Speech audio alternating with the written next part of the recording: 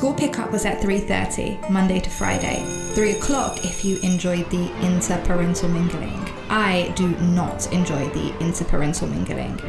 Not anymore anyway.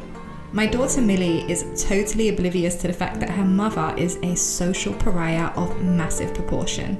Even the ancient Greeks wish they knew how to ostracize people as effectively as the mothers of Westbrook Primary School. We moved into the small village 10 months ago, which was good at first. The mothers welcomed me to the school with open arms.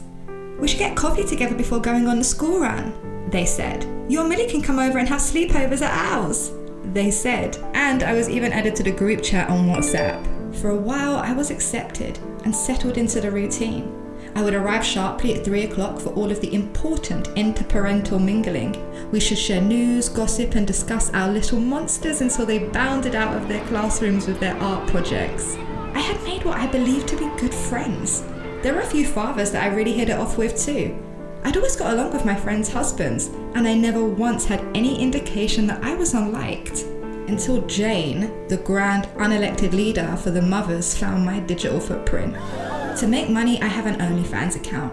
I don't post anything explicit, maybe just suggestive. It started as a way to, build my confidence and make some extra money for myself.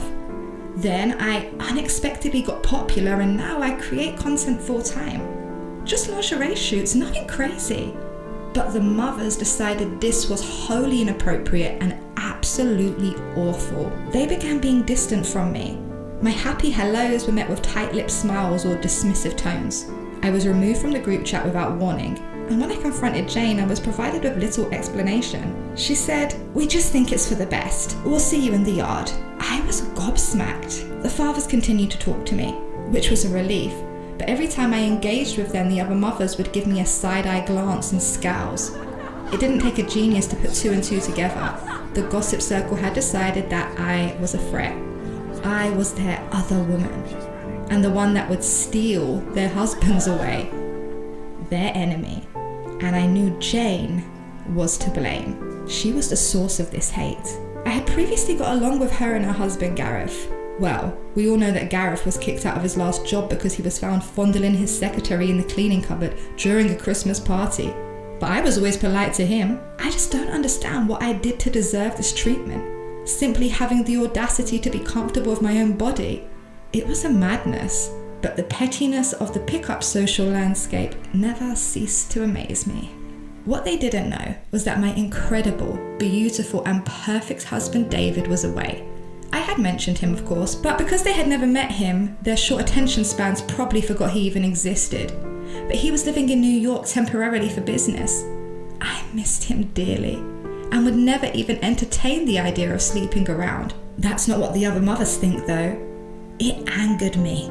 Every attempt at reconciliation was ignored, so I decided to play into it. I decided to throw a kerosene-soaked brick at those bridges and watch as they burn. I wore more revealing clothes to the school pickup, and I talked to the fathers and laughed at their silly jokes. I became the villain they wanted me to be, and I loved it. The pattern continued for months, briefly interrupted by half-term holidays.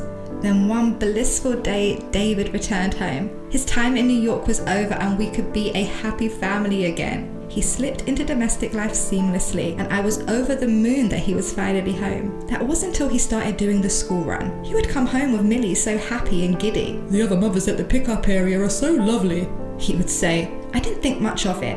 He knew about my situation with them. At first, he was very standoffish, but as time passed, he seemed to soften. Those ladies wormed their way in. When we would go together, I saw how they looked at him. I mean, I get it. He was handsome, in shape. He had warm, smoldering eyes that you could dive right into. The other mothers could clearly see it too. I noticed the way that they would smile at him, and he would smile back, completely oblivious and eternally polite. It was nauseating. I tried to warn him, attempting desperately to dissuade him from engaging, but he just kept doing it. "I don't want to offend them," he would say. He didn't understand. He'd been away during my snubbing. He didn't see what I saw. When we were together, the women who I used to call my friends finally talked to me, pretending like nothing happened. He put my entire situation down to a petty argument. I as if I hadn't spent the last year being actively snubbed and looked down upon. I guess I deserved it, right? For deciding to feed into it? Or were the women simply going after him because I decided to mock them?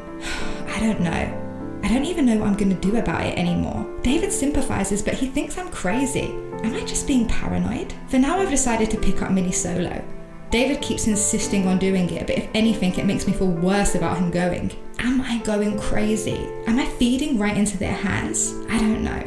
But my feelings of confusion only grew when I got a notification on my phone. You have been added to the group chat, Westbrook Mothers. Can you relate to my story? Have you ever been unfairly shunned because of the way you've chosen to live your life? Do you think I was right adding fuel to the fire by dressing the way that I did? In life, you've got to learn to be yourself and not what people want you to be. Don't forget to like, share, and comment.